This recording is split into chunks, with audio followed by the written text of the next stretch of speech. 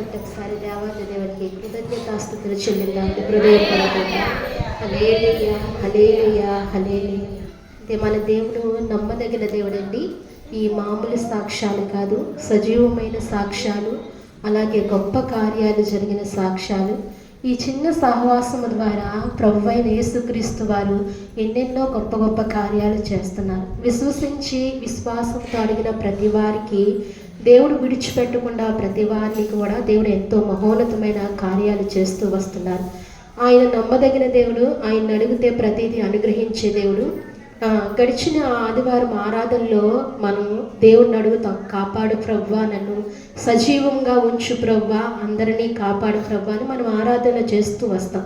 అదే రీతిగా ప్రాణాపాయమైన స్థితిలో దేవుడు తప్పిస్తున్నాడండి, ఖచ్చితంగా తప్పిస్తున్నాడు. అది నమ్మిన వారు ఖచ్చితంగా ప్రభువుకి హృదయపూర్వకమైన కృతజ్ఞతాస్తుతులు చెల్లించండి. ఎన్నో ప్రాణాపాయాల నుంచి తప్పిస్తున్నారు. అందుకే ఆదివారం ఆరాధన నిర్లక్ష్యము చేయొద్దు. అందుకే ఆదివారం ఆరాధన ఎట్టి పరిస్థితుల్లో కూడా మనం మానద్దు. మన కష్టకాలంలో ఆదుకునేదే మన ఆరాధన, అభిషేకం అనేసి మీరు గమనించండి. మరి తల్లులు నేను ఒక్కొక్క సాక్ష్యం వివరించాలంటే సమయం చాలా ముందుకు వెళ్తుంది కాబట్టి తల్లులకి అందరికీ అన్ని ప్రాణాపాయాలే. సావిత్రి గారికి కానివ్వండి, లక్ష్మి గారికి కానివ్వండి, రమ్యకు కానివ్వండి, బిడ్డలకు ప్రాణాపాయాల నుంచి దేవుడు తప్పించి మంచి ఆరోగ్యాన్ని, స్వస్థతను దేవుడు ఇచ్చారు. అలాగే సహోదరి పాత్మకు చెప్పిన, నా గురి చెప్పిన సాక్ష్యాన్ని బట్టి ఎంతగానో దేవుని స్తుతులు చెల్లించాలి.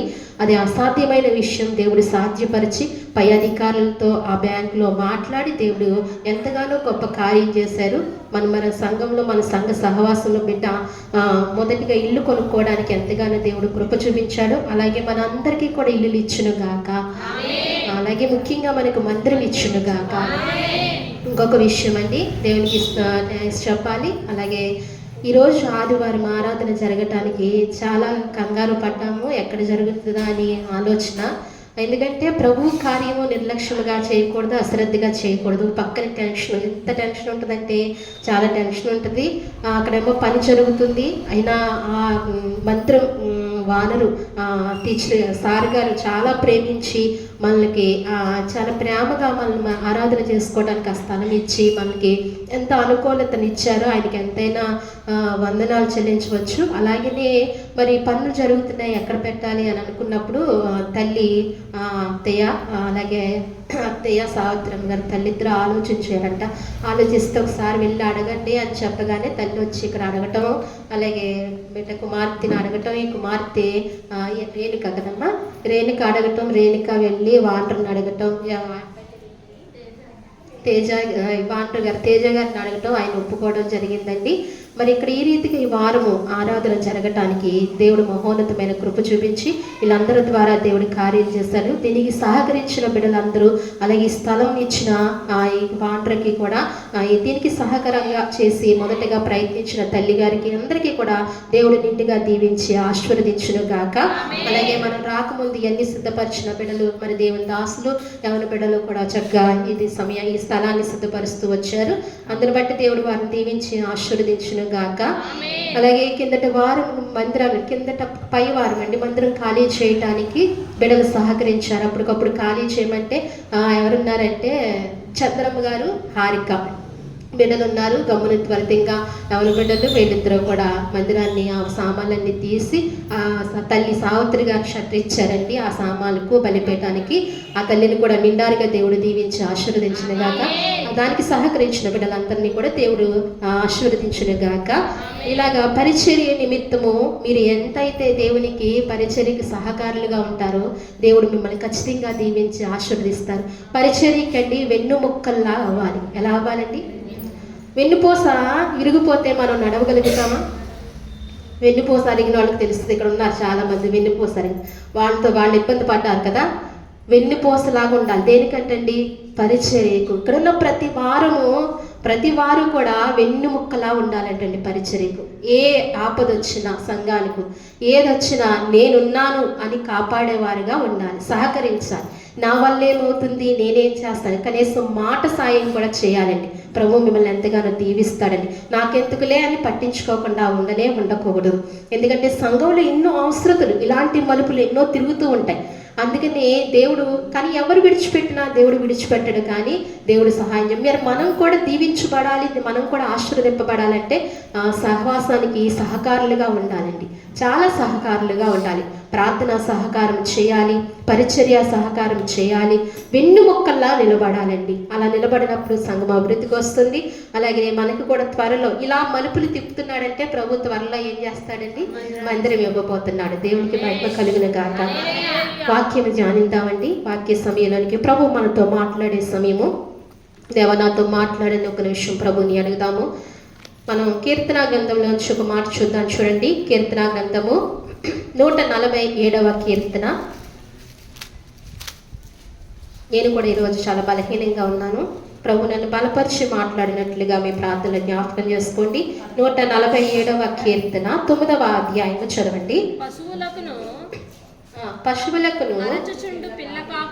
అరుచుచుండు పిల్ల కాకులకును ఆయన ఆహారం ఇచ్చువాడు. గుర్రముల బలమునందు ఆయన సంతోషించడు, నరుల కాలి సత్తువయందు ఆయన ఆనందించడు. చాలండి, చిన్న ప్రార్థన చేసుకుందాం. మహాపరిశుద్ధమైన ప్రేమగల తండ్రి, మహోన్నతుడా, నీ కొందనాలు స్తోత్రాలు ప్రభువా.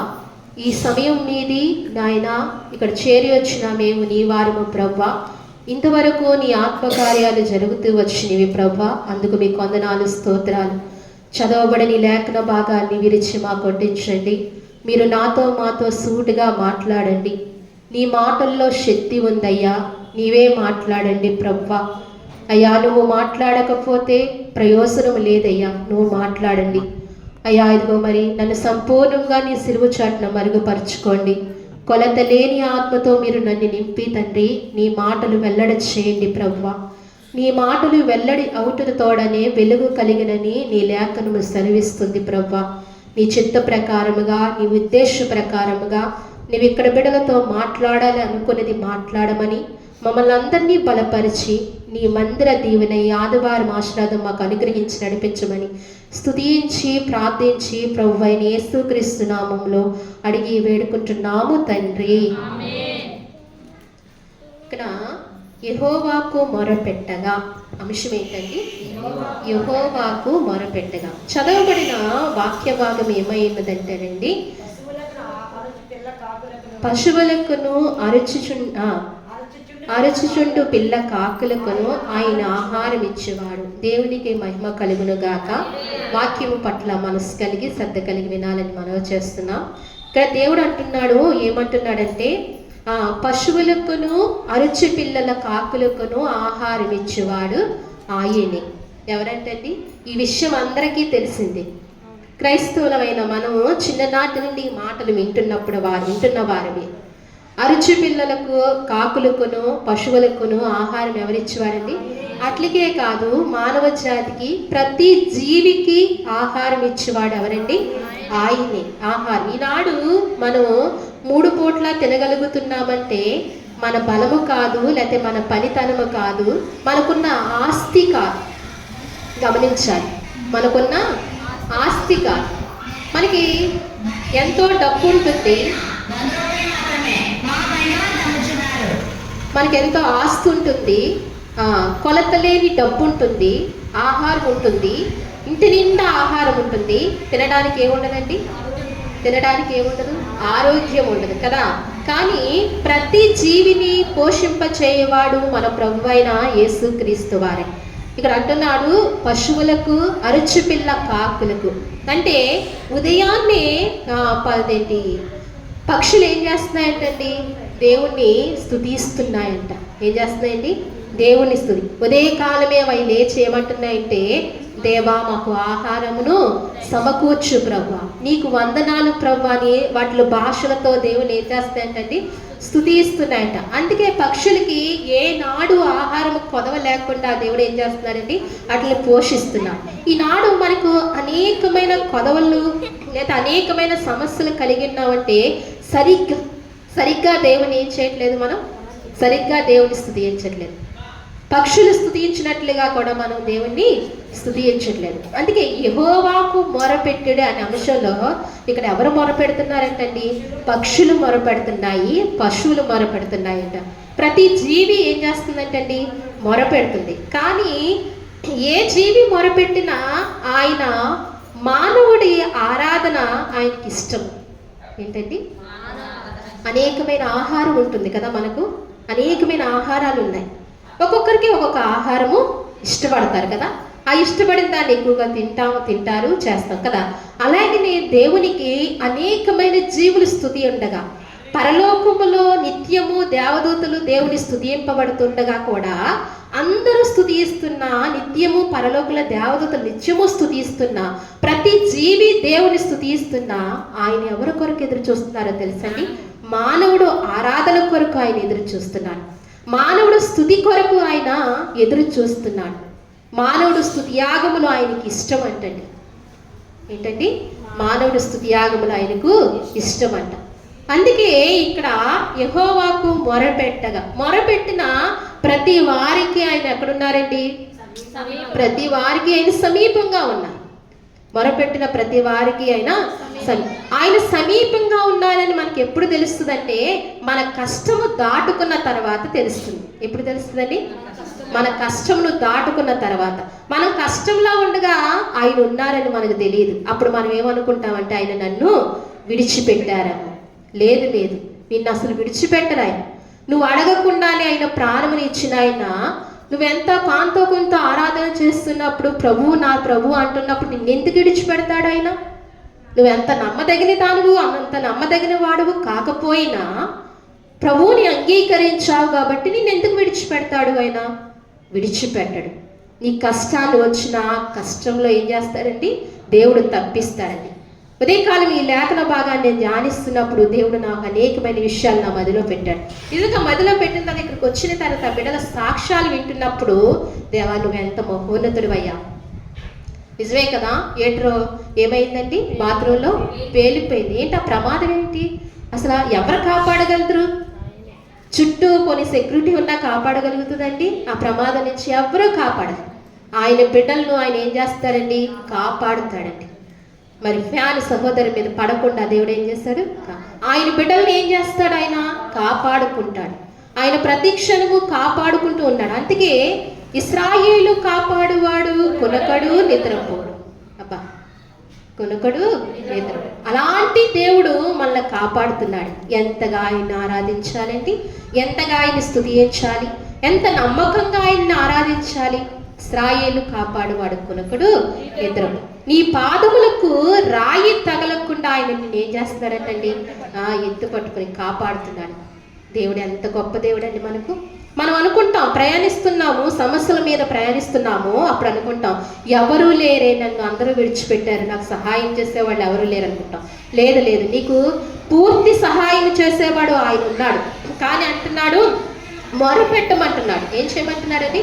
మొరపెట్టు. ఇక్కడ అరుచు పిల్లలు మొరపెడుతున్నాయి. ఉదయకాలమే లేచి అవి స్తుతిస్తున్నాయండి దేవుని. ఉదయకాలమే పక్షుల దగ్గరికి వెళ్తాయి. ఏం చేస్తాయండి? చక్కగా ఎంత కోలాహలంగా కూడా ఉంటుంది అట్లా సౌండ్ వింటుంటే కదా. అనేకమైన చెట్ల దగ్గరికి వెళ్ళినప్పుడు ఉదయకాలం అవి స్తుతి అవి అరవ్వండి దేవుని చేస్తున్నాయి, దేవుని స్తుతిస్తున్నాయంట. అట్లకి ఆహారం అవి ఏం చేయవంట?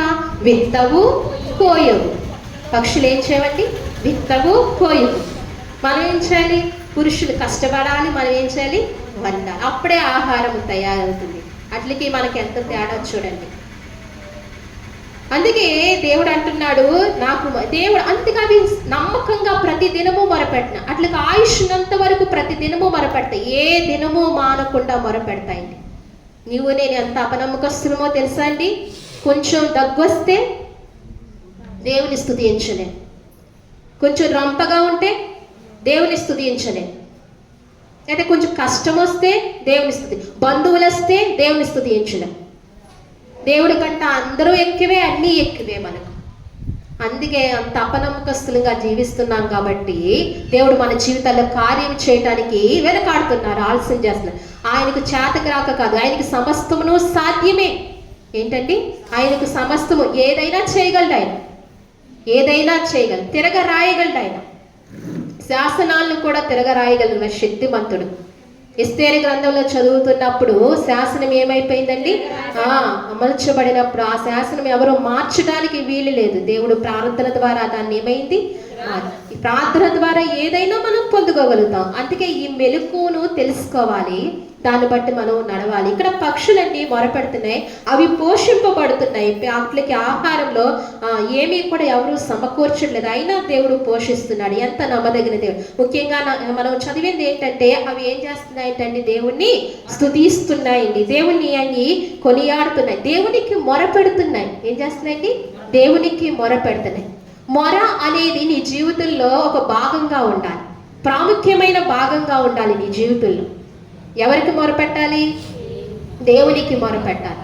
దేవునికి మొరపెట్టే విషయంలో నీ జీవితంలో నమ్మకముగా ఉండాలి. ఆ పని నమ్మకంగా చేసినప్పుడు దేవుడు నీ కష్టకాలంలో నీ మొరను వింటి నీకు సమీపంగా ఉంటాడని దేవుడి వాక్యం సెలవిస్తుంది. అలాగే కీర్తన గ్రంథము 50వ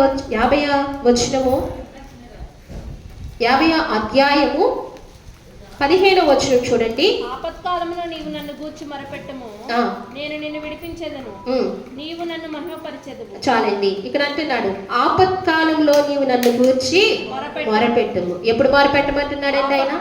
ఆపత్కాలంలో. అబ్బా ఎంత మంచి మాట చెప్పాడో దేవుడు. చూడండి ఎప్పుడు మొరపెట్టమంటున్నాడు? మీరు మనుషులు గమనించండి, మనుషులు ఎవరి దగ్గరికైనా వెళ్ళినప్పుడు ఆపత్కాలంలో నేను ఉన్నానండి నన్ను ఆదుకోండి అంటే ఎవరైనా ఆదుకుంటారా?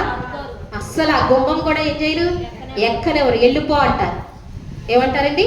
వెళ్ళిపో. ఇవి చాలా సమస్యలో ఉంది, ఇవి చాలా కష్టాలలో ఉంది, నువ్వు అసలు మా పేరు కూడా తలవద్దు, వెళ్ళిపో, గుమ్మం దిగిపో అంటారు. కానీ దేవుడు ఏమంటున్నాడండి? దేవుడు చెప్తున్నాడు ఆపత్కాలంలో యెహోవాకు మొరపెట్టు. నీ ఆపత్కాలంలో ఎవరికి మొరపెట్టాలి? మీరు ఆలోచించుకోండి, మనం ఆలోచన చేద్దాం. మన ఆపత్కాలంలో ఎవరికి మొరపెడుతున్నాం? ఏ దెబ్బైనా తగలగానే ప్రతి మానవుడు అనేది ఏంటి? అమ్మ అంటారు కదా. ఏమంటారు? అమ్మ అంటారు. కానీ దేవుడు హృదయంలో ఉన్నప్పుడు, దేవుడు బాగా హృదయ లోతుల్లో ఉన్నప్పుడు దేవుని అనుక్షణం స్తుతించేవారు యేసయ్యా అంటారు. ఏమంటారండి? యేసయ్యా. అక్కడే ఆయన మనసు చూస్తాడు. ప్రతిదీ మనసు ఆయన పరిశీలించేవాడండి, ప్రతి హృదయాన్ని చూస్తాడు ఆయన. అందుకే అంటున్నాడు ఆపత్కాలంలో యెహోవాకు మొరపెట్టు. మనుషులు త్రోసివేస్తారు, దేవుడు మట్టికి త్రోసివేయడు. ఎప్పుడు మొరపెట్టాలంటండి? ఆపత్కాలంలో మొరపెట్టాలి. అవును మొరపెట్టమన్నాడు కదా, ఆపత్కాలంలోనే మొరపెట్టాలేమో, ఉత్తప్పుడు మొరపెట్టకూడదు అనుకుంటున్నారా? ఏం చేయాలి? నిత్యము. ఈ ఆకాశ పక్షులు ఏం చేస్తున్నాయండి? నిత్యము మొరపెడుతున్నాయి కదండి, విరామం లేకుండా మొరపెడుతున్నాయి. ఒక రోజు కూడా మొరపెట్టకుండా ఉండట్లేదు, నిత్యము మొరపెడుతున్నాయి. అందుకే వాటికి ఏ కష్టము లేకుండా అలాగ చక్కగా జీవించగలుగుతున్నాయి. ఆపత్కాలంలోనే కాదు, మామూలు కాలంలో కూడా మనం ఏం చేయాలి? యెహోవాకు మొరపెట్టాలి. అటువంటి నమ్మకస్తులంగా మనం ఉండాలి. అందుకే అంటున్నాడు ఆపత్కాలంలో నీవు నన్ను గూర్చి మొరపెట్టగా నేను నిన్ను విడిపించేదను, నీవు నన్ను మహిమపరిచెదవు అంటున్నాడు కదా. ఇక్కడ ఏమంటున్నాడంటే ఆపత్కాలంలో నువ్వు నాకు మొరపెట్టగా నేను నిన్ను విడిపించేదను. ఆయన ఏమంటున్నాడంటే నేను నిన్ను విడిపించేదని అంటున్నాడు. దేవునికి మహిమ కలుగును గాక. దేవుడు ఏమంటున్నాడు? నేను నిన్ను విడిపించేదను, నీవు నన్ను మహిమపరిచెదవు. ఆయన విడిపించాక ఏం చేయాలి? మనం మహిమపరుస్తున్నామా? అనేకమైన కార్యాలు మన జీవితంలో చేస్తున్నారు, మహిమపరుస్తున్నామా ఆయన్ని? ఏ రీతిగా మహిమపరచాలండి ఆయన్ను? ఆయన ఏ రీతిగా మహిమపరిచినా ఆయన రుణము తీర్చుకోవాలి, ఆయనకి కృతజ్ఞతాస్తుతులు చెల్లించవలసిందే. ఇలా సాక్ష్య రూపంగా సమాజానికి, ప్రజలకు ఏం చేయాలండి? నా ప్రభు ఇలాగా నా జీవితంలో ఈ కార్యాలు చేశాడు, మహోన్నతమైన కార్యం ఆయన చేశాడు, ఆయన మాత్రమే చేయగలడు, ఆయనే చేశాడు అని మనం ఏం చేయాలంటే ఆయన ఏం చేయాలి? మహిమపరచాలి, మన ప్రభువుని మహిమపరచాలి. మేలు పొందుకున్న తర్వాత, కార్యము జరిగిపోయిన తర్వాత మౌనంగా ఉండిపోకూడదు. ఏం చేయకూడదంటండి? మౌనంగా ఉండకూడదు. దేవుని ఏం చేయాలి? మహిమపరచాలి, దేవుని గణపరచాలి. నిన్నెంతో కష్ట నష్టముల నుంచి తప్పించిన దేవాది దేవుని మహిమపరచాలి. మహిమపరిచే హృదయం నీకు ఉండాలి. నా దేవుని నేను ఎలా మహిమపరచగలను? నా దేవుని నేను ఎలా గణపరచగలను? ఏమి చేసి ఆయన్ని మహిమపరచగలను? ఏమి చేయగలను? నా తపన ఆలోచన మనలో ఉండాలి. అసలు ఆ ఆలోచనే మనలో పుట్టకుండా ఉంది. దేవునికి ఏమీ చేయలేకపోతున్నాం మనం. దేవునికి ఏం చేయాలండి? ఎంత చేసినా దేవునికి తక్కువే కదా. ఆయన అంటున్నాడు, ఆపత్కాలంలో నేను కూర్చి మొరపెట్టగా నేను నిన్ను విడిపించి నీవు నన్ను మహిమపరచును. అంటే ఇంతగా మానవుల్ని దేవుడు మహిమపరచడానికే సృజించాడు. దేని సృజించారండి? ఆయన మహిమపరచడానికి. ఆయన మహిమపరచడానికి ఏమీ లేవా? బోల్డ్ ఉన్నాయి. సృష్టి అంతా ఆయన ఏం చేస్తుందండి? మహిమపరుస్తుంది. ప్రత్యేకంగా నిన్ను కలగజేస్తుంది ఎందుకంటే ఆయన్ను మహిమపరచడానికి, ఆయన్ని కొనియాడటానికి. నన్ను ఎంతగా ప్రేమించాడో దేవుడు. నన్ను ఎంతగా ప్రేమించిన పాట దేవుడు ఉంటుంది కదా. మనల్ని ఏం చేస్తాడంటే దేవుడు ఎంతగానో ప్రేమించాడు. ఆయన ఏం చేయాలంట? మహిమపరచాలంట. అలాగే న్యాయాధిపతుల గ్రంథంలో ఒక మాట ఉంటుంది చూడండి. న్యాయాధిపతుల గ్రంథము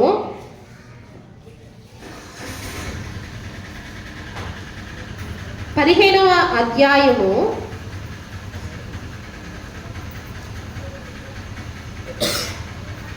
18వ వచనం చూడండి. అప్పుడు అతడు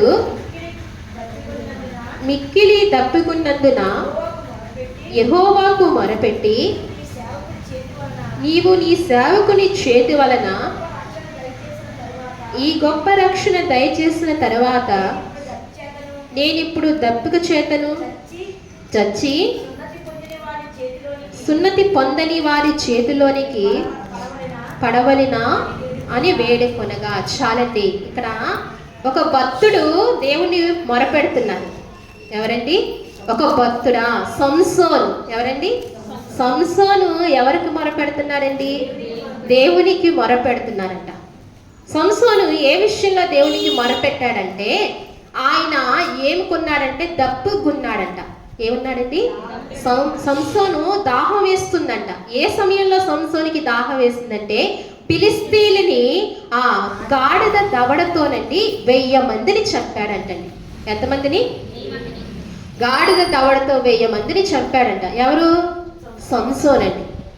ఒకే ఒక చేతితో, ఒకే ఒక గాడిద దవడతో 1000 మందిని చంపారు. అది ఎంత కష్టమైన పని. ఫిలిష్తీయులు చాలా బలమైన వారు. వారిని ఏం చేశాడంటండి? 1000 మంది ఒక సిట్టింగ్లో ఏం చేశాడంటండి? చంపేశారు. చంపిన ఫిలిష్తీయుల్ని చంపిన సంసోనుకి ఏమేస్తుంది? దాహం వేస్తుంది. దాహం వేస్తున్నప్పుడు వెంటనే దేవుణ్ణి అడిగాడంట. దాహాన్ని ఎవరెక్కడైనా అడిగితే పడుతుంది కదా, కానీ సంసోను ఎవరిని అడిగాడు? అంటే నీళ్లు తాగే విషయంలో కూడా భక్తులు ఎవరిని అడిగారండి? దేవుణ్ణి అడుగుతూ వచ్చారు. ఆ సమయంలో ఆ ప్రాంతంలో నీళ్లు లేవేమో, చాలా దాహముగున్నాడు సంసోను. అలసిపోయాడు. ఫిలిష్తీయులు 1000 మంది చంపి అలసిపోయాడు, సొమ్మసిల్లిపోయాడు సంసోను. అప్పుడు దేవుణ్ణి అడిగితే, ఎందుకు ఫిలిష్తీయులు 1000 మందిని చంపాడు? ఎందుకు 1000 మందిని చంపాడండి? సంసోను ఫిలిష్తీయుల అమ్మాయిని ఏం చేసుకున్నాడు? పెళ్లి చేసుకున్నాడు. చేసుకుంటే ఆ కుమార్తె తండ్రి ఏం చేశాడు? సంసోను తన ఊరు వెళ్ళినప్పుడు ఏం చేశాడు? తన స్నేహితుడికి, వేరే అతనికి ఇచ్చేసి ఏం చేశాడు?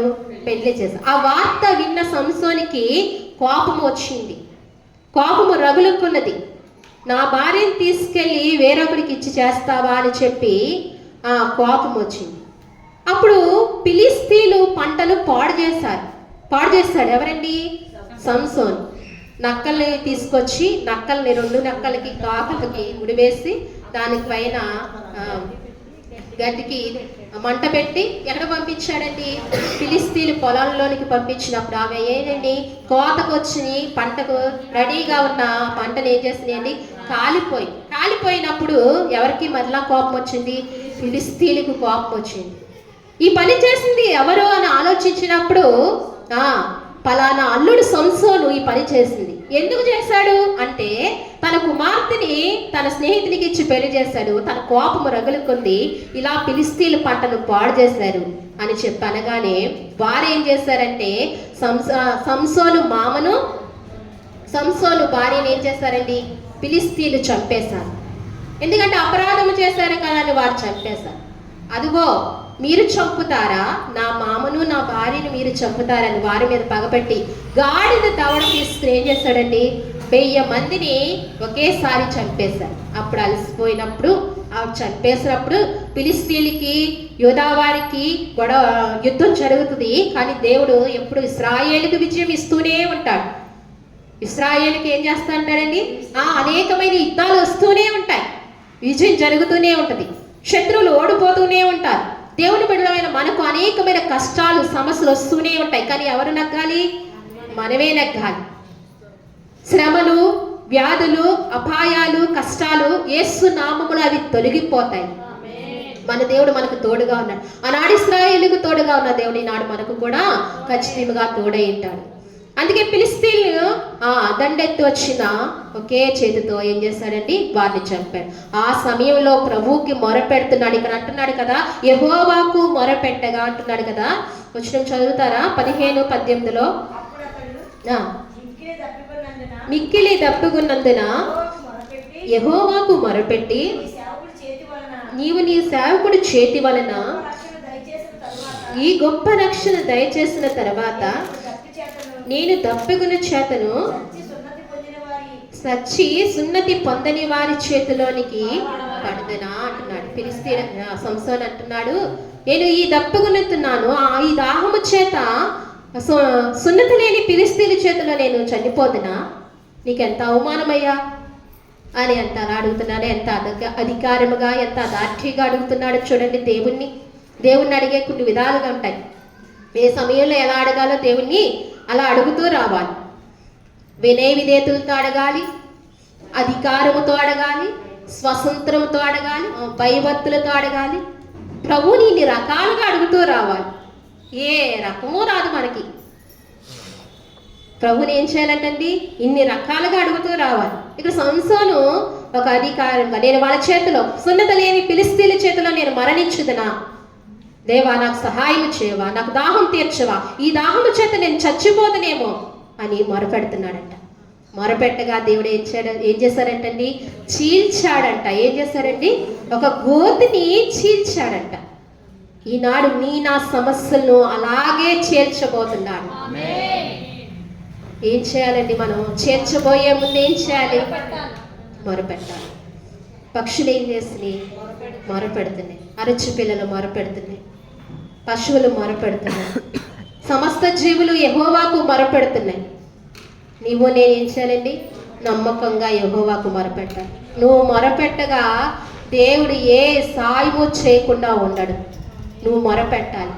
ఎలా మొరపెట్టాలండి అంటే విశ్వాసముతో మొరపెట్టాలి. ఎలాగంటండి, విశ్వాసముతో. విశ్వాస వీరుల జాబితాలోనికి మనం జాయిన్ అవ్వాలి, ఆ కోవల్లోనికి మనం రావాలి. అంటే విశ్వాసాన్ని మనం ఏం చేయాలి, విశ్వాసాన్ని పెంచాలి. విశ్వాస వీరులంగా మనం బ్రతకాలి. మన కుటుంబానికి, మన ప్రాంతానికి, మన సంఘానికి మనం ఎలా ఉండాలంటే ఒక మాదిరికరముగా జీవించే వారముగా ఉండాలి. అందుకే ఈ సంసోను మొరపెట్టగా ఒక గుంటను చీల్చి వాళ్ళకి ఏం చేస్తారంటండి, నీళ్లు దాహం తీర్చాడు దేవుడు. ఎడారిలో దాహం ఇచ్చే దేవుడు. ఎడారిలో ఎవరికి ఇచ్చాడండి? హాగరు ఇస్మాయేలు మొరపెట్టగా వారికి కూడా దాహాన్ని తీర్చాడు దేవుడు. ఇలా చూసుకుంటే ఎన్నో ఉన్నాయి కదా. దేవుడు గొప్ప కార్యాలు చేసే దేవుడు. అందుకే యెహోవాకు ఏం చేయాలండి, మొరపెట్టాలి. పెద్దల మొదలుకుని చిన్నల వరకు ఏం చేయాలండి, యెహోవాకు మొరపెట్టాలి. చదువుకుంటున్న వయస్సులో ఎన్నో అవసరతలు ఉంటాయి. ఏ అవసరత ఉంటుందండి? జ్ఞానము కావాలి. ఏం కావాలి? జ్ఞానము కావాలి.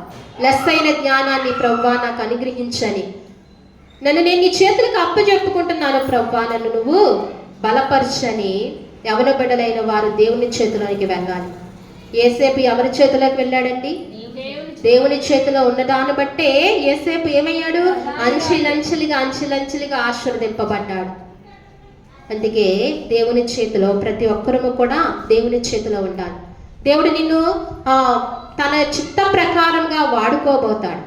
నీ మీద ఒక ప్రణాళిక ఉంటుంది దేవునికి. ఆ ప్రణాళిక ప్రకారంగా నువ్వు నడిస్తే గనక దేవుడు నిన్ను నమ్మకంగా వాడుకుంటాడు. అందుకే మనం ఆ రీతిగా యెహోవాకు ఏం చేయాలంటండి, మొరపెట్టాలంట. అలాగే నిర్గమాకాండంలో ఒక మాట ఉంటుంది చూడండి. నిర్గమాకాండము, దయించి వాక్యాన్ని ఓపికగా వినాలి. నిర్గమాకాండము 3వ అధ్యాయము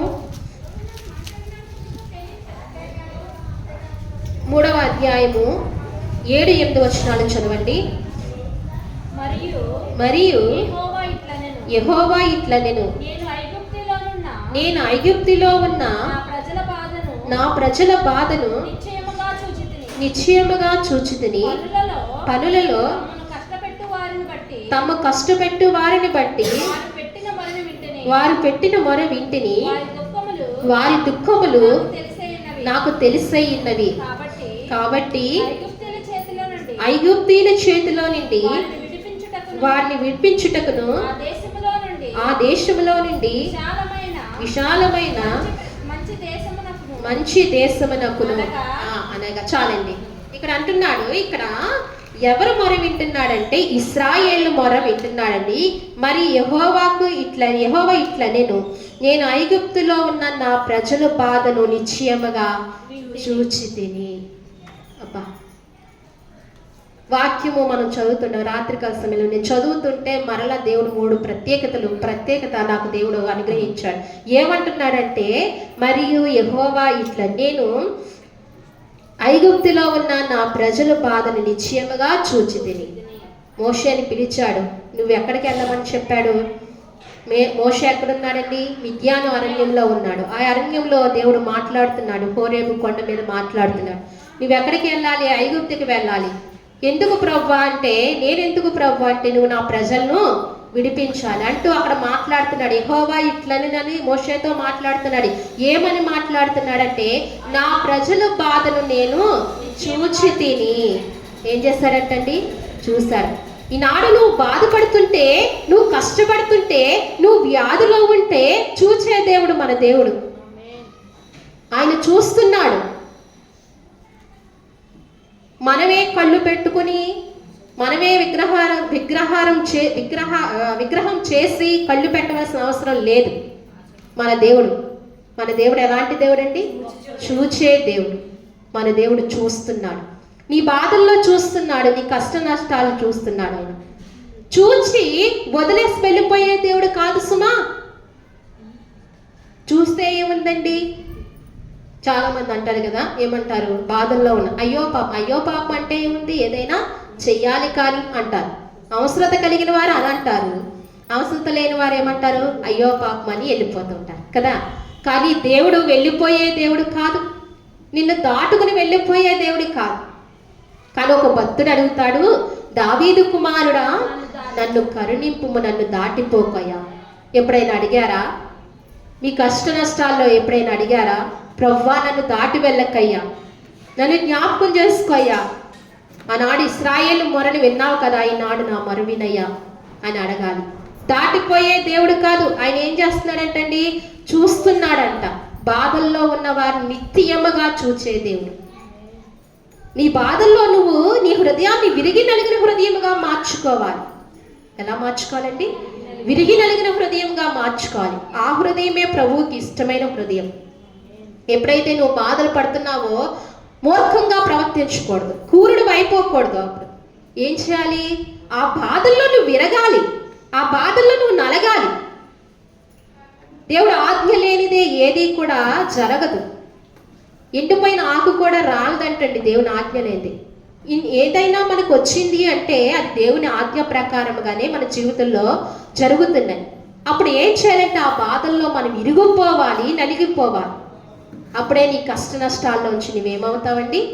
విడిపించబడతావు. దేవుడు మహిమ పరచబడతాడు. అందుకే అంటున్నాడు ఇక్కడ ఇశ్రాయేలు ఏమంటున్నాడంటే, నా ప్రజల బాధను నేను నిశ్చయముగా చూచితిని అని చెప్పి, పనుల్లో తాము కష్టపెట్టిన వారిని బట్టి వారు పెట్టిన మొరను వింటిని. అబ్బా, దేవునికి మహిమ కలుగును గాక.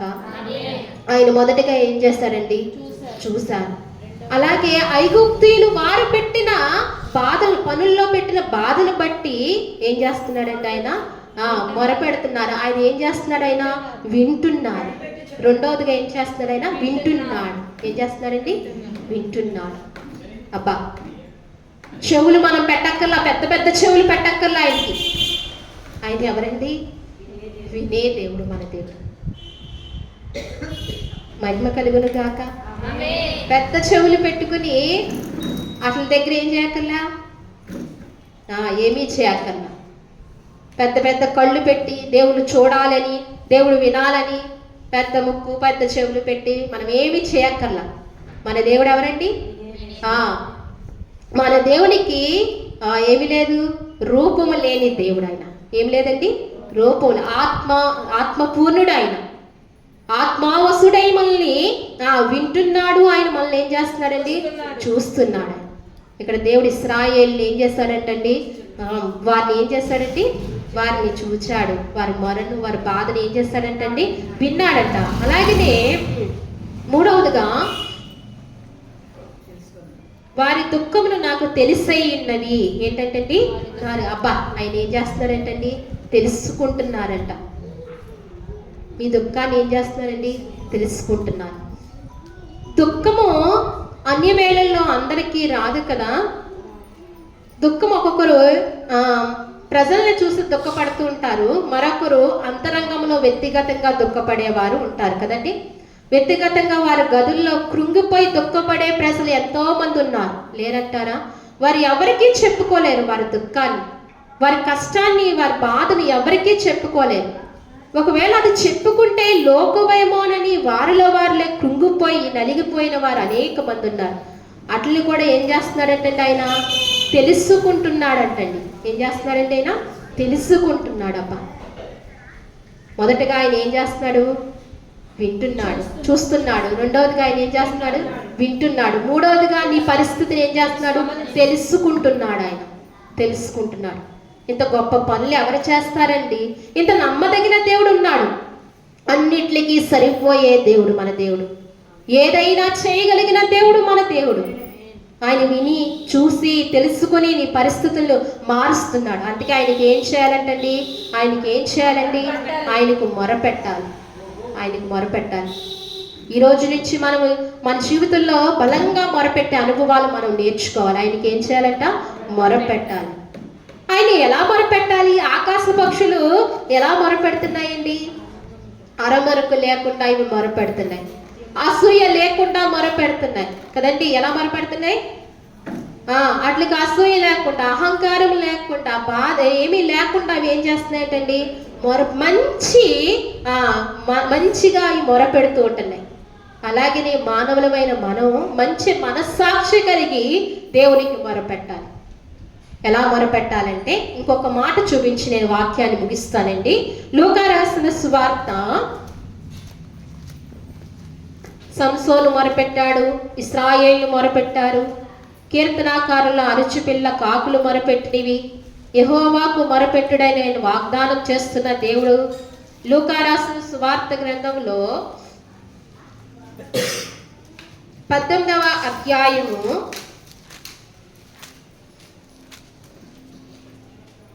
18:7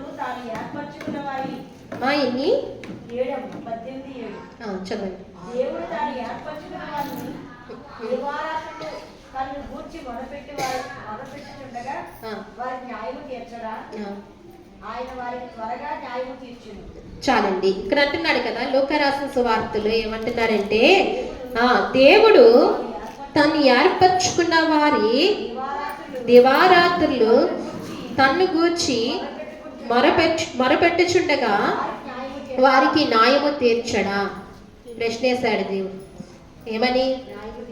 తన్ను ఏర్పరచుకున్న వారిని. ఇప్పుడు మనం ఎవరిమి? ఆయన ఏర్పరచుకున్న వారిని కదా. మనం ఎవరిమి? రాజులైన యాజక సమూహములో మనల్ని ఉంచాడు. ఎక్కడ ఉంచాడండి? రాజులైన యాజక సమూహములో, పరిశుద్ధ జనాంగముగా, దేవుని సొత్తుగా, తన ప్రజగా, ఆయన ఏర్పరచుకున్న ప్రజగా మనల్ని ఏం చేస్తాడు? ఆయన చూసుకున్నాడు. ఇలాంటి వారి మొరను ఆయన ఏం చేస్తాడంట? ఎప్పుడు మొరపెట్టినా, దివారాత్రులు మొరపెట్టినా, ఎప్పుడు మొరపెట్టినా, ఎక్కడ మొరపెట్టినా ఏం చేస్తాడండి? ఆయన వింటాడంటండి. ఎంత గొప్ప దేవుడో చూడండి. ఆయన వింటాడు. ఈ ఉపమానము ఆయన చెప్తున్నాడు, శిష్యులకు చెప్తున్నారు, ఉపమానము చెప్తున్నారు. ఏమనంటే, ఒక విధవరాలు ఉంది, మీకు తెలిసిన విషయమే. అన్యాయస్తుడి దగ్గరికి వెళ్ళి ఏం చేస్తుందండి? మాట మాటికి విసిగించి అడుగుతుందంట. ఆ అన్యాయస్తుడు విసిగిపోయాడంట, న్యాయము తీర్చాడంట. అలాగే మన దేవుడు ఎవరండి? అన్యాయస్తుడా? మన దేవుడు న్యాయవంతుడు కదా. మనం ఒకసారి మొరపెట్టగానే ఆయన ఏం చేస్తాడు? అన్నిసార్లు అడగాల్సల్లా, ఒక్కసారి మొరపెట్టగానే విశ్వాసముతో నమ్మకంగా ప్రభువు చేస్తారని గొప్ప నమ్మకముతో మొరపెట్టాలి. అలా మొరపెట్టినప్పుడు దేవుడు వెంటనే మనకు శీఘ్రముగా కార్యాలు చేస్తాడు. అంటే ఈ ఉపమానం ఆయన శిష్యులకు చెప్తూ అంటాడు. అలాగే నేను కొంచెం ముందుకెళ్తే ఒక వింతైన ఒక మనుషుడు, ఒక విధేయుడైన ఒక మనుషుడు కనపడతారండి. ఎవరండి? ఒక వింతైన మనుషుడు ఒకడు, విధేయుడైన ఒకడు, ఇద్దరు కనబడతారు. వారి ప్రార్థన విందామా? ఒకసారి చదువుదాం, చూడండి. అదే అధ్యాయంలో 19వ వచనం, 10వ వచనం కానీ చదవండి. ప్రార్థన చేయుటకై ఇద్దరు మనుషులు దేవాలయములకు వెళ్ళిరి. వారిలో ఒకడు పరిసయుడు, ఒకరు సుంకరి. పరిచయుడు నిలబడి, దేవా, నేను చోరులను, అన్యాయస్తులను, వ్యభిచారులైన ఇతర మనుషుల వలనైనను ఈ సుంకరి వలనైనను ఉండనందుకు నీకు కృతజ్ఞతాస్తుతులు చెల్లించుచున్నాను. ఒక్క నిమిషం. ఇక వారమునకు 2 మార్లు ఉపవాసము చేయొచ్చు, నా సంపాదన అంతటిలో 10వ వంతు చెల్లించుచున్నానని తమలో తాము ప్రార్థన ఈ ప్రార్థన గమనించారా? ఈ ప్రార్థన గమనించారా? ఎలా ప్రార్థన చేస్తున్నాడండి? ప్రభు సన్నిధికి ఇద్దరు వెళ్ళారంట. పరిసయుడు నిలబడి ప్రార్థన చేస్తున్నాడంటే, ఏమని ప్రార్థన చేస్తున్నాడంటే, ఈ ప్రార్థనలో ఏం కనిపిస్తుంది మీకు?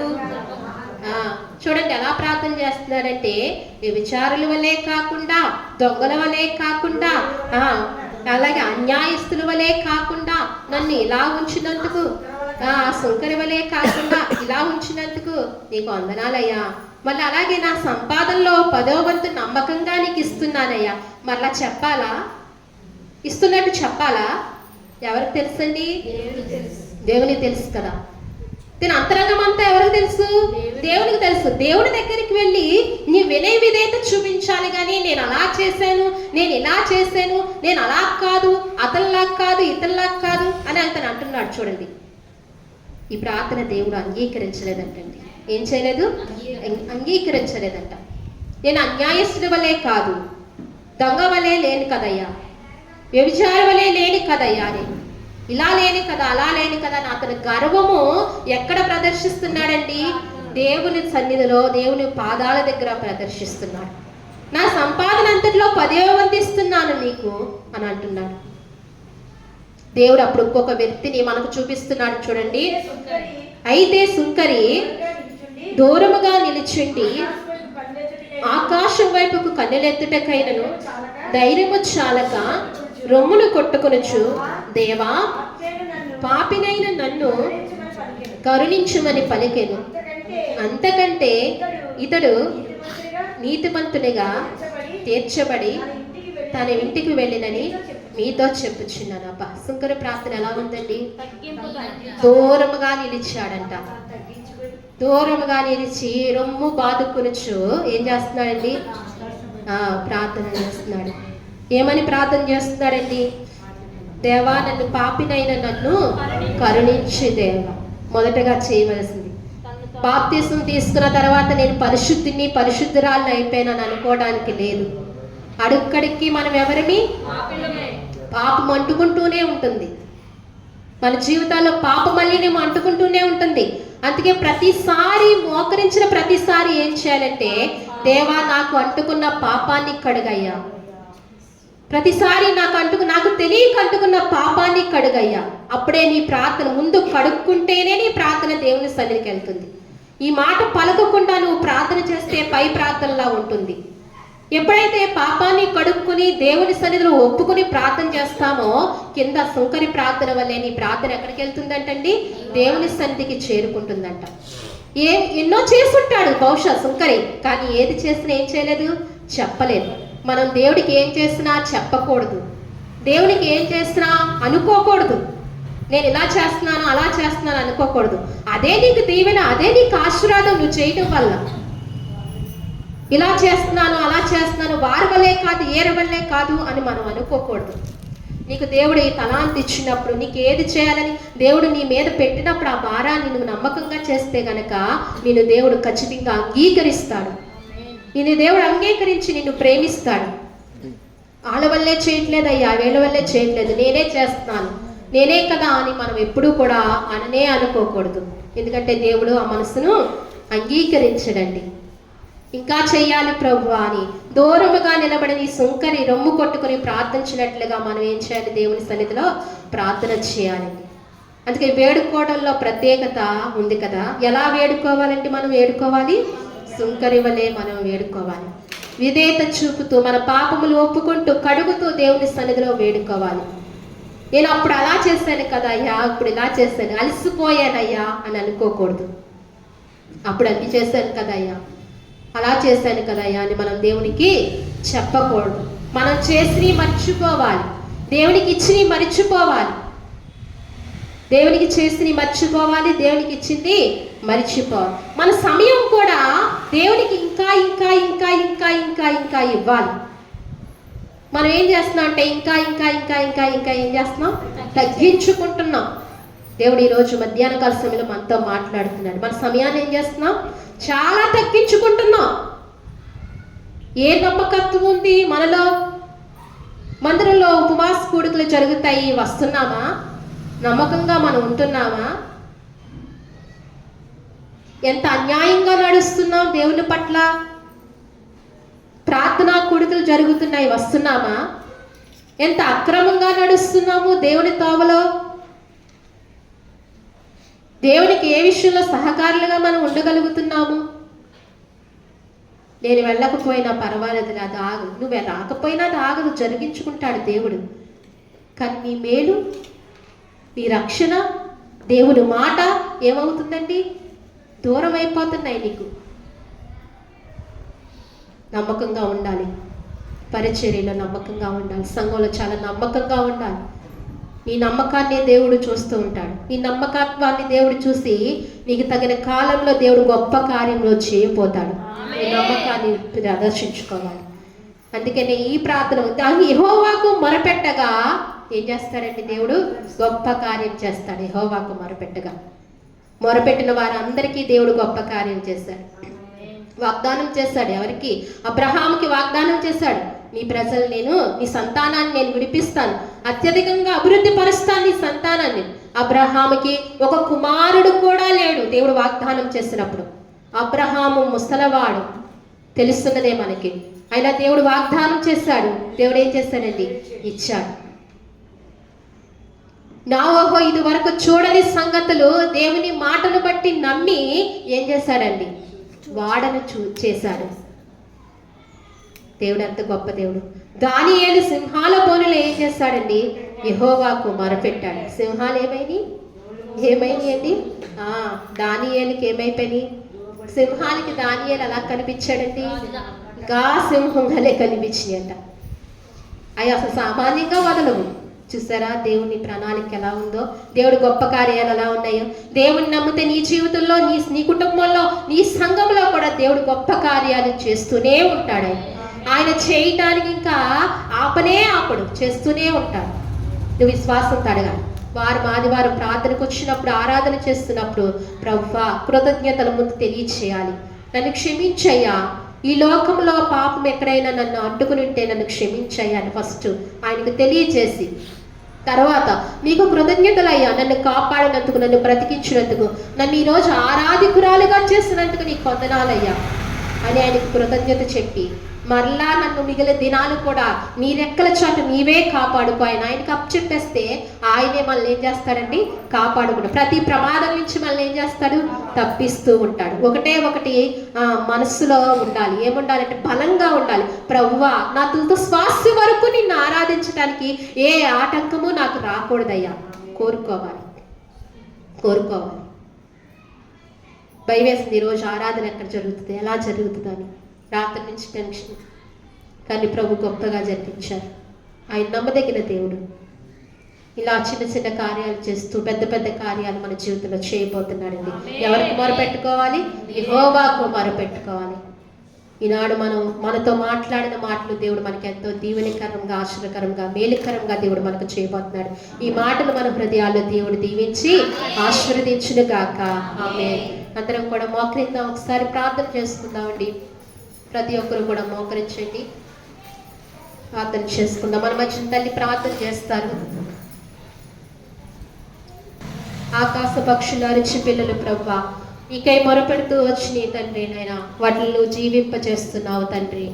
నాయన నువ్వెంతో నమ్మదగిన దేవుడు. యెహోవాకు మొరపెట్టుడని సెలవిచ్చావు. మరొకసారి మీరు నాతో మాట్లాడారు ప్రభా. ఈ మధ్యాహ్న కాల సమయంలో మరొకసారి మీరు మాకు గుర్తు చేశారయ్యా. నీకు మొరపెట్టమని నాకు గుర్తు చేశావయ్యా.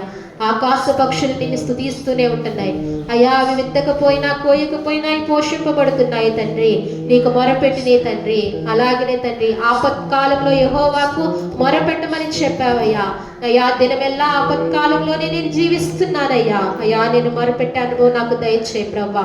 సంసోను మొరపెట్టాడయ్యా, అలిసిపోయిన సంసోను, దాహము కలిగిన సంసోను అయ్యా మొరపెట్టాడు, దాహం ఇచ్చావయ్యా, నీరిచ్చావయ్యా. అలాగనే ప్రభా నైనా ఇశ్రాయేలు మొరను నీవు విన్నావని స్వయంగా నీవే మాట్లాడుతూ వచ్చావయ్యా. మోషేకు సెలవిచ్చావు, నేను వారి బాధను వింటున్నాను, వారి బాధను చూస్తున్నాను, వారిని కాపాడుతానని మోషేకు సెలవిచ్చావు తండ్రి. దేవానికి స్తోత్రాలు. ఈ మధ్యాహ్న కాల సమయంలో నాతో మాట్లాడినందుకు వందనాలు. ఈ మాటలను బట్టి నీకు కృతజ్ఞతలని మరొకసారి హృదయపూర్వకంగా దేవుని స్తుతిద్దాం, ప్రార్థన చేసుకుందామండి. స్తోత్రం ప్రభా, దేవానికి వందనాలు, స్తోత్రాలు చెల్లిస్తున్నాను ప్రభా. ఇంతవరకు మా ఆరాధనలో మీరు ఉండి పాటల ద్వారా మీరు మేము పొందారు. వాక్యం చదువుతేందుకు ప్రార్థనలు ఎంతో స్థుతి ఆరాధనలో సాక్ష్యాల ద్వారా కూడా ఈరోజు నన్ను మీరు ఎంతగానో మేము పొందారు. నా బిడ్డలందరినీ కాపాడినందుకు కూడా మీకు వందనాలు. అలాగే వాక్యం ద్వారా నీ దాసరాలు నిలబెట్టుకుని మీరు మాతో మాట్లాడి ఉన్నారు తండ్రి. అవును ప్రభా, ఆకాశ పక్షులు ప్రభా ఎప్పుడు నిరంతరం నిన్ను స్తుతిస్తూనే ఉన్నాయి తండ్రి. అవి విత్తువ కొయ్యవు కొట్టల్లో కూర్చుకో పరలోకపు తండ్రి వాటిని ఎంతగానో పోషిస్తున్నాడని లేఖనాలు సెలవించలేదండి. ఆపత్కాలంలో మరపెట్టినప్పుడు నువ్వు విడిపించగల గొప్ప దేవుడు నువ్వు తండ్రి. నీకు స్తోత్రాలు. భక్తులందరూ మా ముందు నాయన సంసోన్ని ప్రభా, నాయన ఇశ్రాయేల్ని, అలాగే నైనా తండ్రి నాయన మాకు నాయన శుక్రుని మా ముందు ఉంచావు తండ్రి. శుక్రు వల్ల మేము తగ్గించుకుని ఉండాలి తండ్రి. మాలో గర్వ మాటలు ఉండకూడదు నాయన. నాయనానికి స్తోత్రాలు. తగ్గింపు స్వభావం దయచేయండి నాయన. మీరు మమ్మల్ని పోషిస్తున్నారు తండ్రి నాయన. అయ్యా నాయన గత వారమంతా వర్షాలు ప్రభా నాయన అయినప్పటికీ మమ్మల్ని ఎంతగానో నన్ను నా సంఘాన్ని బిడ్డల్ని క్షేమంగా సజీవులుగా ఉంచినందుకు నీకు స్తోత్రాలు. జరగాలన్నప్పుడు ప్రభా నాయన ఈ తావుని మాకు ఇచ్చేవుతండి నీ స్తోత్రాలు ప్రభా. వందనాలు. ఈ స్థలం ఇచ్చిన నేను కుటుంబ నేను యజమానుడు తేజాన్ని తన భార్య బిడ్డలను దీవించాను. ఇక్కడ ఉంటున్నా నేను బిడ్డ నేను రేణుక తన భర్తని బిడ్డను కూడా మీరు జ్ఞాపకం చేసుకోండి ప్రభు. నీకు వందనాలు. నేను టీచర్ ఖాన్లో నీకు బిడ్డలు మమ్మల్ని ప్రేమించి నాయన ఈ సేవ ఇలా జరుగుతుందంటే కేవలం నీ కృప నీ ప్రేమే తండ్రి. నీ స్తోత్రాలు తండ్రి. ఈ తావులో ఒక మందిరాన్ని కూడా మీరు నిర్మించండి ప్రభు. నాయన సహాయం చేయండి, అద్భుతం చేయండి తండ్రి. ఏమి లేని వారు కానీ అన్ని కలిగిన వారని మీరు సెలవిస్తున్నారు. భూమి నీది, ఆకాశం నీది, నాకు అసాధ్యమైనది కాదా అని కూడా మీరు సెలవిస్తున్నారు తండ్రి. నాయన అవును ప్రభు, నీ స్తోత్రాలు తండ్రి. నాయన మాకు నాయన ఈ ఆరాధన ఇలా జరిగించినందుకు నీకు లెక్కింపలేని స్తోత్రాలు చెల్లిస్తూ ఎన్ని మాటలు మా హృదయాల్లో నీరు కట్టి ఫలించుటకు వాకించారా ఈ రీతిగా బిడ్డలు మేమందరం బ్రతుకుటకు నాయన నీకు సమయం ఇచ్చేవారుగా ఉంటారు. నీకు పెందల కాడ వచ్చి నీ సన్నిధిలో మరింతగా స్తుతించినప్పుడు మీ కార్యాలు చూస్తాను. ప్రతి బిడ్డ కూడా తండ్రి సంఘం కొరకు నేను ప్రార్థించాలి. బాధ్యత కలిగి సంఘం అనే తల్లిని ప్రేమించాలి తండ్రిని. నైనా మంచి కాపరికి నేను మొరపెట్టేవారుగా బిడ్డలందరూ ఇది మొదలుకొని నాయన సంఘము కొరకు బాధ్యత కలిగి ప్రార్థించే బిడ్డలుగా ఉంచమని ప్రార్థన చేస్తున్నాను. శుక్రవారం మంగళవారం కొడుకులు ఘనంగా జరిగించండి తండ్రి. నీకు స్తోత్రాలైనా వాక్యం చెప్పిన బిడ్డని భర్తని బిడ్డల్ని కూడా సేవలు బహుబలంగా వాడుకు ఈరోజు ఇచ్చిన యవనస్తులందరినీ మీరు దీవించి ఆశీర్వదించండి. తల్లిని కాపాడినందుకు నీకు స్తోత్రాలు. సావిత్రి గారికి మంచి ఆరోగ్యం దయచేయండి. లక్ష్మి గారికి మంచి ఆరోగ్యం దయచేయండి. రాయలు లక్ష్మి గారిని కూడా ముట్టి సంపూర్ణ స్వస్థించి మరలా వారు మంచి సాక్షితో బిడ్డ వచ్చేందుకు సహాయం చేయండి తండ్రి. నేను అయ్యా రమ్యాన్ని కాపాడినందుకు నీకు స్తోత్రాలు, వందనాలు. మా జీవితంలో చేసిన కార్యాన్ని బట్టి నీకు ఎన్నో లెక్కింపలేని స్తోత్రాలు ప్రభు, వందనాలు చెల్లిస్తున్నాను ప్రభు. ఈ రీతిగా నా జీవితంలో మా జీవితాల్లో సాక్షులుగా మమ్మల్ని నిలబెట్టండి. మా జీవితాల్లో గొప్ప కార్యాలు జరిగించండి. నేను అయ్యా ప్రభుత్వం ద్వారా నేను బిడ్డ మాట్లాడి పేదవారికి మాకు అందరికీ గృహాలు ఇప్పించమని ప్రార్థన చేస్తున్నాను. మీరు ఈ గొప్ప కార్యం జరిగించి నేను మా సంఘాన్ని సంఘ బిడ్డలు దీవించి ఆశీర్వదించి పంపించమని మహిమగంత ప్రభావాలు మీరు పొందుకోమని ఈ రైతుగా ఆరాధన జరిగించినందుకు ఇచ్చిన వాతావరణం పెట్టుకున్నానికి స్తోత్రాలు. ఈ వరదల్లో అనేక బిడ్డలు నిరాశలే ఆహారం లేక నాయన దిక్కులేని స్థితిలో ఉన్న బిడ్డలు మీరు ఆదరించండి. వారికి ఆహారం సిద్ధపరచండి. పసిబిడ్డలు వృద్ధులు బాలులు అందరినీ కాపాడు. మా దేశానికి విని క్షేమ భద్రత రక్షణ దయచేసి యేసు నామములో ప్రార్థన చేస్తున్నాను తండ్రి.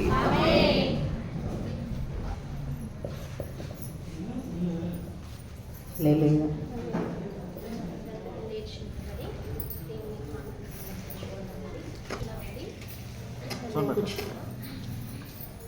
ప్రార్థనా విన్నపములు ఉన్నాయి. మరి ఆ విన్నపములు గమనించి ప్రార్థనా కొడుకులకు రావాల్సిందిగా మనం చేస్తున్నాము. మంగళవారం గృహ కొడుకు ఉందండి బాలయ్య గారి ఇంటి దగ్గర 5వ వారం. దయించి అందరూ ప్రతి వారము అందరినీ అడుగుతున్నారు. మరి మిగిలిన 3 వారాలైనా ఖచ్చితంగా సంఘం అంతా కనపడితే బాగుంటుందండి.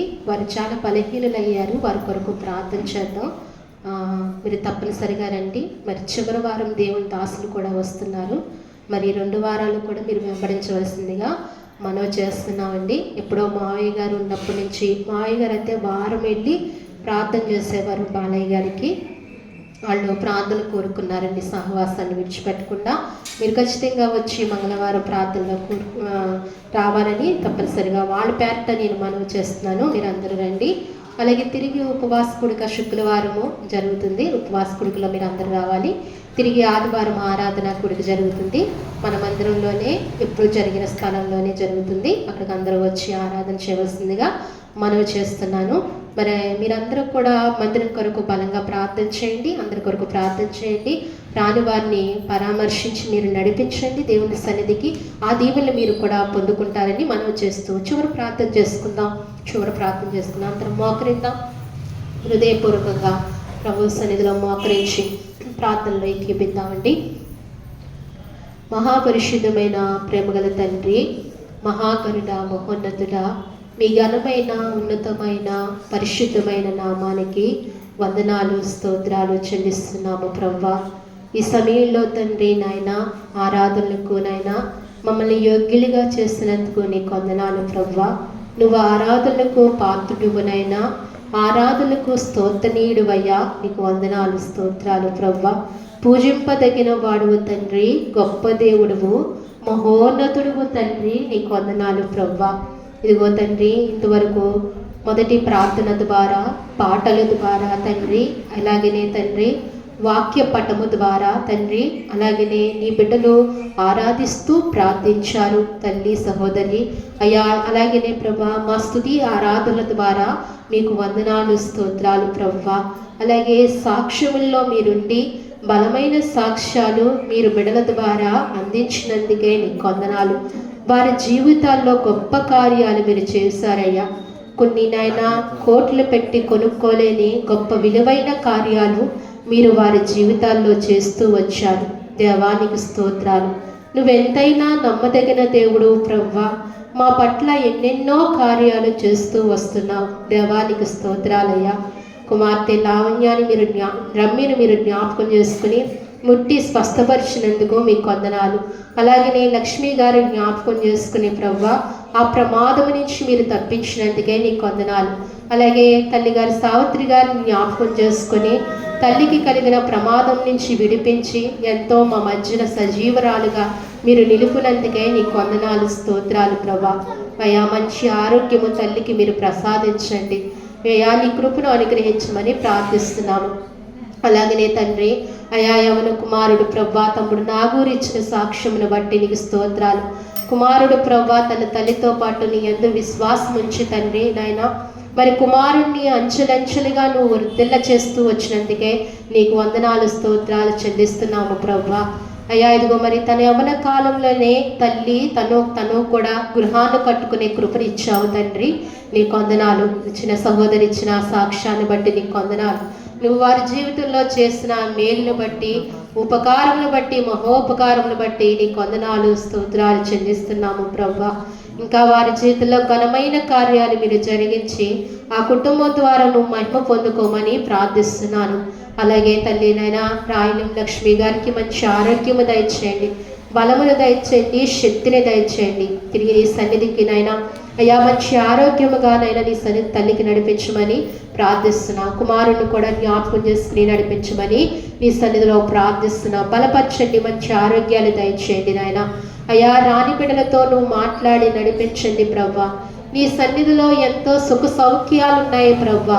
నెమ్మది ఉంది నాయన. మేము నాయన అవనీలలుగా పోగొట్టుకుంటున్నామేమో, దయతో క్షమించండి ప్రవ్వా. నీ సన్నిధిలోనైనా నువ్వు మాకు కాపరిగా ఉన్నావు తండ్రి. అయ్యా నువ్వు మాకు కాపరిగా ఉంటే మాకు లేమి ఉండదు కదా ప్రవ్వా. దేవానికి స్తోత్రాలు. ఈ వారం ఆరాధించిన నీ బిడ్డలందరినీ మీరు జ్ఞాపకం చేసుకోండి. ఆరాధనకు వచ్చిన ప్రతి బిడ్డను దీవించండి, ఆశీర్వదించండి. నూతనంగా వచ్చిన బిడ్డలను ప్రవ్వా, స్థానిక బిడ్డలను కూడా జ్ఞాపకం చేసుకోమని, ప్రతి ఒక్కరిని ఆశీర్వదించమని, నీ ఆరాధన నీ మందిర దీవులు సమృద్ధిగా బిడ్డలందరూ పొందుకుని పట్టుకు వెళ్ళడానికి సహాయం చేయమని, ఇవి నీ వారికి కంచిగా ఉంచమని నీ సన్నిధిలో ప్రార్థిస్తున్నాను. అయ్యా అలాగే మా మధ్యనున్న యవన బిడ్డలను జ్ఞాపకం చేసుకోండి. వారి చదువుల్లో, వారి రాకపోకల్లో మీరు తోడుగా ఉండండి. వారిని నైనా ప్రవ్వా, నైనా నీ చేతుల్లో బాణములుగా మీరు వాడుకోండి ప్రవ్వా. బలవంతుని చేతుల్లో బాణములుగా ఉండటానికి సహాయం చేయండి తండ్రి. నీకు స్తోత్రాలు. వారి జీవితాలు నీ పాదాల దగ్గర అర్పించే కృప మా యవన బిడ్డలందరికీ మీరు దయచేయమని మీ సన్నిధిలో ప్రార్థిస్తున్నాను తండ్రి. సహాయం చేయండి. ఇక్కడ తల్లులైన వారిని, వారి బిడ్డలందరినీ, వారి భర్తలను జ్ఞాపకం చేసుకోండి. అలాగే తండ్రులైన వారిని, వారి భార్యలను, వారి బిడ్డలు, వారి కుటుంబాలను జ్ఞాపకం చేసుకోండి. పురుషుల చేతి పనులు దీవించండి, ఆశీర్వదించండి. ఉద్యోగాలు దీవించండి, ఆశీర్వదించండి. వ్యాపారాలు దీవించండి, ఆశీర్వదించండి. ఆయా వృత్తులు కలిగిన స్త్రీలు, పురుషులు మీరు జ్ఞాపకం చేసుకొని ఆ వృత్తుల్లో దీవెనకరముగా, ఆశీర్వకరముగా వారు ఉండటానికి సహాయం చేయండి. అయ్యా నీకు తీసుకొచ్చిన అర్పణలు మీరు అంగీకరించండి.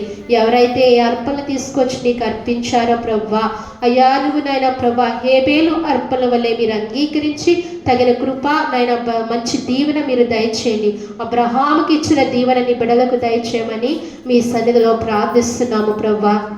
అలాగే వారము తండ్రి ఆరాధన ఈ రీతిగా మీరు జరిగించినందుకే నీకు వందనాలు. ఆ స్థలము ప్రవ్వా సిద్ధపడబోతుంది ప్రవ్వా. నిన్ను ఇంకనూ నైనా మహోన్నతముగా, ఘనముగా ఆరాధించడానికి సిద్ధపరుస్తున్నారు దేవా. నీకు వందనాలు, స్తోత్రాలు. అయ్యా మేము అయ్యా ప్రవ్వా, అయ్యా కింద ఉపవాస కొడుకుల్లో మేము అడిగాము ప్రవ్వా, నీళ్ళల్లో ప్రార్థించినప్పుడు ప్రవ్వా ఈ సంవత్సరం లోపులోనే నువ్వు గొప్ప కార్యము చేస్తున్నావు దేవా. నీకు వందనాలు. నువ్వు మా పట్ల ఎన్నెన్నో కార్యాలు చేస్తూ వస్తున్నావు దేవా. నీ వందనాలు, స్తోత్రాలు. నీ సన్నిధి, నీ మహిమ, నీ ప్రభావము ఆ స్థలంలో మీరు నింపినందుకు నీకు స్తోత్రాలు తండ్రి. నీ వందనాలు ప్రవ్వా. తిరిగి మేము అక్కడ మరలా ఆరాధించుకునే కృప మాకు దయచేయండి. అలాగే ఈ వారము ప్రవ్వా ఇక్కడ ఆరాధించడానికి, నిన్ను ఈ రీతిగా అయ్యా నిన్ను ఈ రీతిగా ఘనముగా ఆరాధించడానికి మాకు సమకూర్చినందుకే నీకు మొట్టమొదటిగా నీకు వందనాలు, స్తోత్రాలు చెల్లిస్తున్నాను ప్రవ్వా. అలాగనే ఇదిగో మరి అయ్యా కుమారుడు తేజాను నాయన ప్రభా గృహస్థులు మీరు జ్ఞాపకం చేసుకుని అయ్యా చక్కటి అవకాశం మాకు అనుగ్రహించినందుకు మీకు వందనాలు. ఆ కుటుంబాన్ని, కుమారుని మీరు దీవించండి, ఆశీర్వదించండి, బలపరచండి. అలాగే దీనికి సహకరించిన కుమార్తె రేణుక తన భర్తను కూడా మీరు జ్ఞాపకం చేసుకోండి, బలపరచండి ప్రభా. అలాగనే ప్రభా ముందుగా మాట్లాడిన తల్లి అత్తయ్యను ప్రభా, అలాగే సలహా ఇచ్చిన సావిత్రి ఆంటీని కూడా మీరు జ్ఞాపకం చేసుకోమని ప్రార్థిస్తున్నాను. బిడ్డలందరికీ దీవెన దయచేయండి అయ్యా. నీ కృపను అనుగ్రహించండి అయ్యా. నేనున్నాను అని ప్రోత్సహించిన తండ్రి నాయన అయ్యా సారు గారిని బట్టి కూడా నీకు వందనాలు, స్తోత్రాలు చెల్లిస్తున్నాము ప్రభా. ఏర్పాటు చేస్తున్న బిడ్డలను చేతులు దీవించండి, ఆశీర్వదించండి. ఎవరైతే ఈ పరిచర్యలో నైనా పరిచర్యలు పాలు పొంది పరిచర్య చేశారో ప్రతి బిడ్డను మీరు దీవించి, ఆశీర్వదించి వారి కొదవలన్నీ మీరు తొలగించమని మీ సన్నిధిలో ప్రార్థిస్తున్నాం. అందుకంటే ప్రాముఖ్యంగా తండ్రి అయ్యా ఈ ప్రాంతాన్ని, ఈ ప్రాంతంలో ఉన్న బిడ్డలను ఎవరైతే నీ మాటలు వింటూ వచ్చారో, నీ మాటలను ఎవరైతే అంగీకరించారో వారందరినీ మీరు జ్ఞాపకం చేసుకోండి. ఇటుపక్క ప్రాంతాన్ని, అటుపక్క ప్రాంతాన్ని మీరు ఈ ప్రాంతాన్ని అంతటినీ దీవెనకరంగా దయచేయండి. నీ సన్నిధి ఉన్న అయా స్థలము దీవెనకరమవుతుంది ప్రవ్వా. ఈ ప్రాంతము ఎంతో దీవింపబడిన ప్రాంతంగా ఉంది తండ్రి. నీవు ఉంటే ఎక్కువ మరణాలు ఉండవని నీ లేఖనము సెలవిస్తుంది ప్రభా. దేవా, నువ్వు దీవించినందుకు కూడా నీ వందనాలు స్తోత్రాలు చెల్లించుకుంటున్నాం ప్రభా.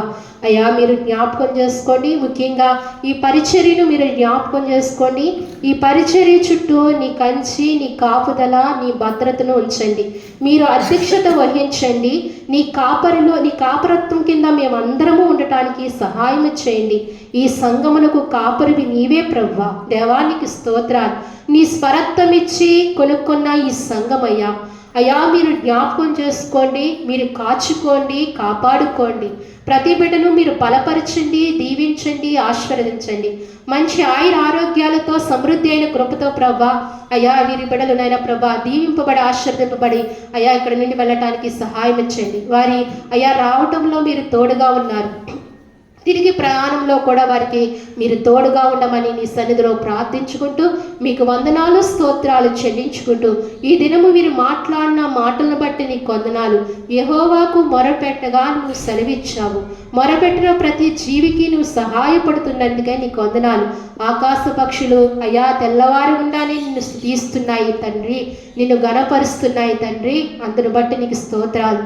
సంసోను మొరపెట్టినప్పుడు ప్రవ్వా అయ్యా ఇదిగో మరి చీల్చి నీళ్ళని ఇచ్చావు తండ్రి, నీకు వందనాలు.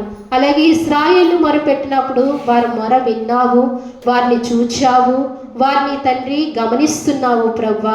వారి గురించి నువ్వు ఆలోచిస్తున్నావయ్యా. అయ్యా మేము మొరపెట్టగా నూతన ఇశ్రాయేలు ప్రజలు మొర వింటానని, నూతన ఇశ్రాయేలు ప్రజలు మొర ఆలకిస్తానని, అయ్యా నూతన ఇశ్రాయేలు ప్రజలను ఇచ్చిన దేవా నీకు వందనాలు స్తోత్రాలు చెల్లించుకుంటున్నాము ప్రవ్వా. నీకు కృతజ్ఞతలు తండ్రి. అలాగనే నాయన పరిసయుడు సుంకరి ప్రార్థన మా ముందుంచావు. ఎలా ప్రార్థించాలో మాకు మరొక పర్యాయము మాకు మీరు తెలియజేస్తారు తండ్రి. సుంకరి ప్రార్థన హృదయము మాకు దయచేయండి. అట్టి హృదయాన్ని మీరు మాకు ప్రసాదించండి ప్రవ్వా. కృప దయచేయండి ప్రవ్వా. ప్రార్థన ఆలకించి వాడానికి స్తోత్రాలు. ఆపత్కాలంలో యెహోవాకు మొరపెట్టుడి, ఆయన నిన్ను ఆదుకునేనని సెలవించాం. మా ఆపత్కాలంలో నీకు మొరపెడుతున్నాం.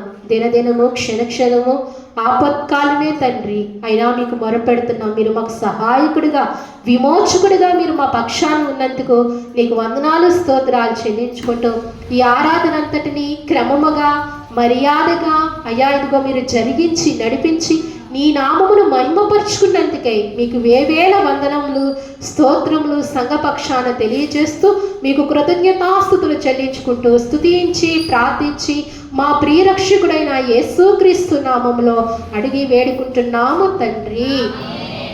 మన తండ్రి అయిన దేవుని ప్రేమయు కుమారుడైన యేసుక్రీస్తు కృపయు పరిశుద్ధాత్మ అన్యోన్య సహవాసము మనకును సార్వత్రిక సంఘానికును ఈ స్థలం ఇచ్చిన కుటుంబానికును ఇప్పుడునే ఎల్లప్పుడూ సదాకాలము దేవుడు తోడయండి నడిపించును గాక. యేసు రక్తమే జయం, ప్రవేశ రక్తము సంపూర్ణమైన విజయము కలుగును గాక. ఆమేన్ ఆమేన్ ఆమేన్.